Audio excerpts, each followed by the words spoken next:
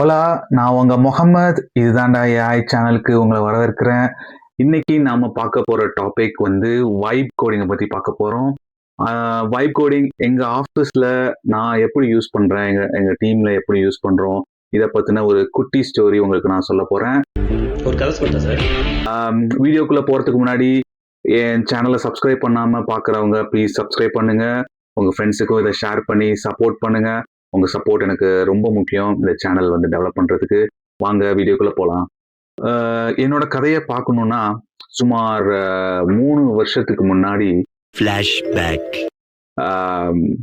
இப்போதான் நான் ஒரு ப்ராஜெக்ட்ல ஒர்க் பண்ணிட்டு இருக்கேன். அந்த ப்ராஜெக்ட் என்னன்னா அனிமேட்டட் வர்ச்சுவல் அசிஸ்டன்ட் கிரியேட் பண்ணணும். அதில் நிறைய ஏபிஐ சர்வீசஸ் கிரியேட் பண்ணிட்டு லைக் டெக்ஸ்ட் டு ஸ்பீச் இந்த மாதிரியான விஷயங்கள்லாம் பண்ணணும். அந்த டெவலப்மெண்ட்ல இருந்தேன். அப்படி டெவலப் பண்ணிட்டு இருக்கும்போது மற்ற டெவலப்பர் மாதிரி நானும் கூகுளை செக் பண்ணி அப்புறம் ஸ்டாக் ஓவர்ஃப்ளோ செக் பண்ணி கோடிங்லாம் பார்த்து ஒவ்வொரு ஃபீச்சராக ஒவ்வொரு ஸ்டெப்பாக டெவலப் பண்ணிட்டு தான் இருந்தேன். ஆனால் அப்படி பண்ணாலும் டெவலப் பண்ண ஃபீச்சர் லைவுக்கு போனால் பக் அடிக்கும். லைக் மறுபடியும் ஃபிக்ஸ் பண்ணணும், மறுபடியும் லைவுக்கு போகும், பக் வரும். Live bug repeat, fixing live bug ரிப்பீட்டுன்னு போயிட்டு இருந்துச்சு. ஸோ அந்த காலகட்டத்தில் தான் சாட் ஜிபிடி அப்படின்னு ஒன்று ரிலீஸ் ஆயிருக்கு, பயங்கரமா இருக்கு அப்படின்னு வந்த காலங்கள். அதாவது ஜிபிடி 3ன்னு நினைக்கிறேன் அந்த வெர்ஷன். ஸோ ஓகே, நம்மளும் டெஸ்ட் பண்ணி பார்க்கலாம் எப்படி இருக்கு அப்படின்னு போயிட்டு சாட் ஜிபிடி ஓப்பன் பண்ணி அதுகிட்ட கொஸ்டின்லாம் கேட்க ஆரம்பிச்சோம். லெட்டர் ரைட்டிங்காக இருக்கட்டும், அதெல்லாம் சூப்பராக பண்ணிருச்சு. வாவ், செம்மையா இருந்துச்சு. ஓகே, இதை கோடிங்க்கு யூஸ் பண்ணா எப்படி இருக்கும் அப்படின்னு சொல்லிட்டு நான் ஃபர்ஸ்ட் கேட்ட கொஸ்டின் ஞாபகம் இருக்கு. என்ன கொஸ்டின்னா like write a code in Python to convert PDF to text. அது என் ப்ராஜெக்ட்ல ஒரு ரெக்குயர்மெண்ட். ஸோ அதை நான் கேட்டிருந்தேன். சரன்னு பிடிஎஃப் பிளம்பர் அந்த மாதிரி லைப்ரரி யூஸ் பண்ணி அது எழுதி கொடுத்துருச்சு. பார்த்தோன்னா லைக் அரண்டுட்டேன். என்னடா ஒரு டெவலப்பரா டெவலப் பண்றது எவ்வளவு கஷ்டம்னு எனக்கு தெரியும். இதுனா அசால்ட்டா கோட் எழுதிருச்சு அப்படின்னு எனக்கு அப்பவே ஓகே இதுதான்டா ஃபியூச்சர் அப்படின்ற ஒரு எண்ணம் வந்துருச்சு.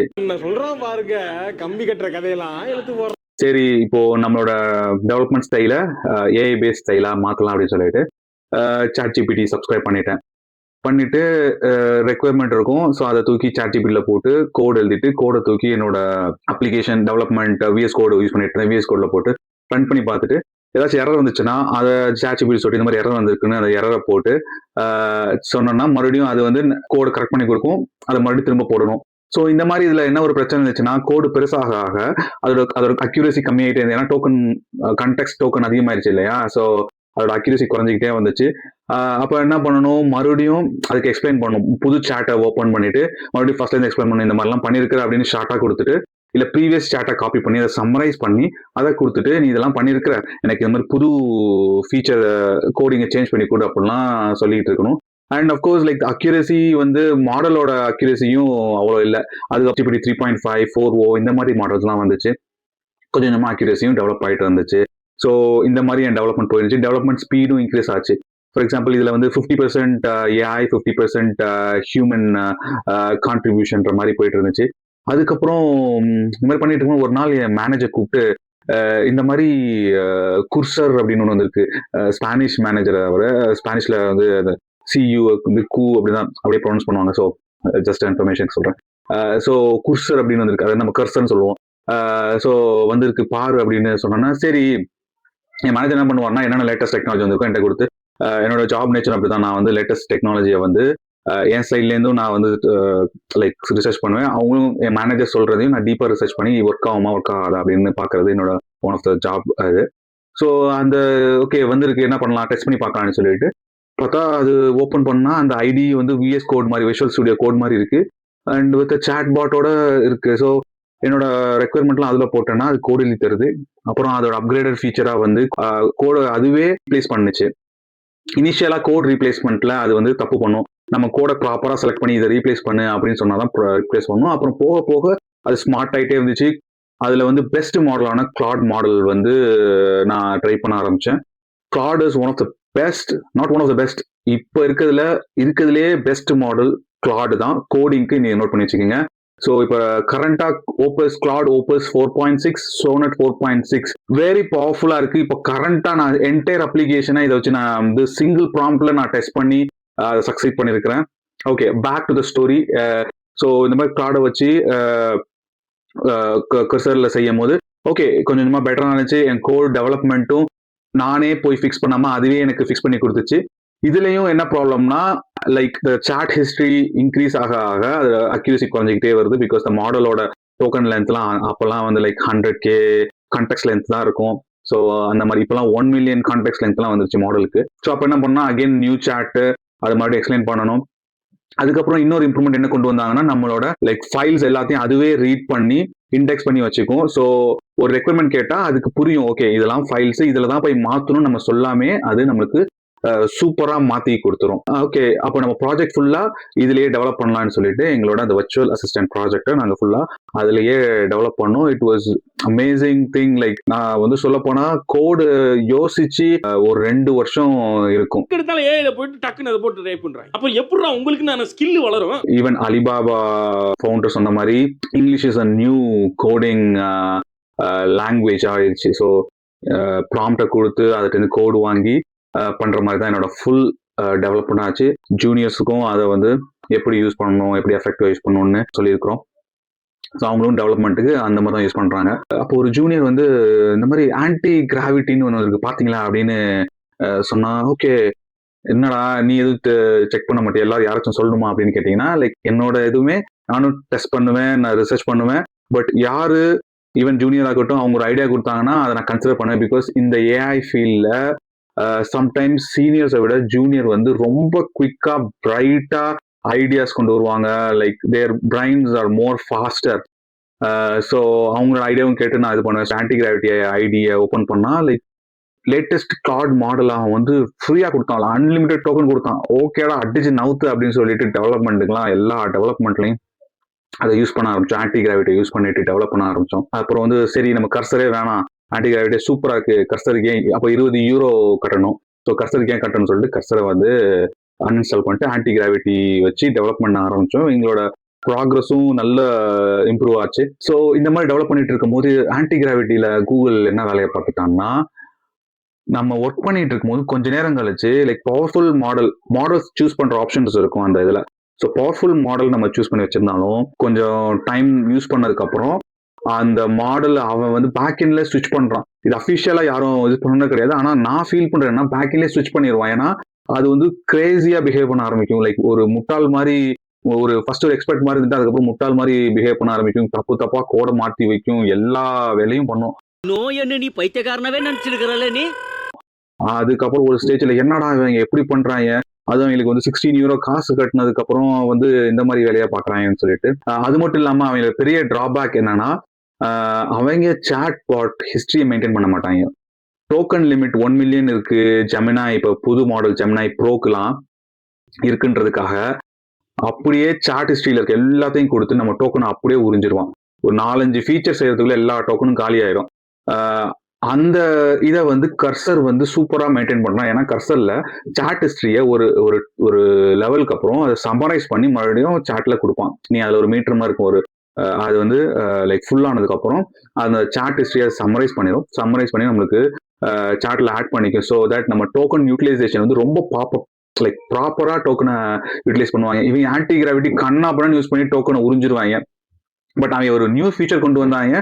அது என்ன ஃபீச்சர்னா, அவங்களே ப்ரௌசரை ஓப்பன் பண்ணி நம்ம ஒரு அப்ளிகேஷனை டெஸ்ட் பண்ண தேவையில்லை, அவங்களே டெஸ்ட் பண்ணிடுவாங்க. ஆனா அந்த ஃபீச்சர் டெஸ்ட் பண்ணிட்டு இருக்கும்போது நம்மளோட டோக்கனையும் கொஞ்சம் கொஞ்சமா உறிஞ்சிக்கிட்டு இருப்பாங்க. ஸோ இந்த மாதிரி தான் இருந்துச்சு.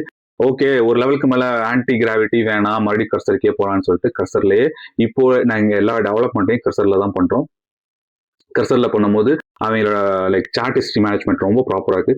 கர்சரோட மெயின் அட்வான்டேஜ் என்னன்னா, even anti gravity from the Google பண்ண முடியாது. இவன் என்ன பண்ணிட்டான்னா, இந்த ஒரு 2-3 வருஷத்துல நிறைய எட்ஜ் கேசஸ் ஃபிக்ஸ் பண்ணிட்டான், பக்ஸை ஃபிக்ஸ் பண்ணிட்டான். ஸோ ஒரு மாடலை மட்டும் நம்பி இருக்காம அந்த மாடலை ஸ்கில்ஸ் மூலியமா எப்படி ப்ராப்பரா கைட் பண்ணா எப்படி எஃபிஷியன்டான கோட் எழுதலான்றத அவன் வந்து ப்ராப்பரா பண்ணிட்டான். So like even anti gravity வந்ததுக்கு அப்புறம் நான் கர்சர் அடி வாங்கிரும், ஃபுல்லா போயிடும் அப்படின்னு நினைச்சேன்.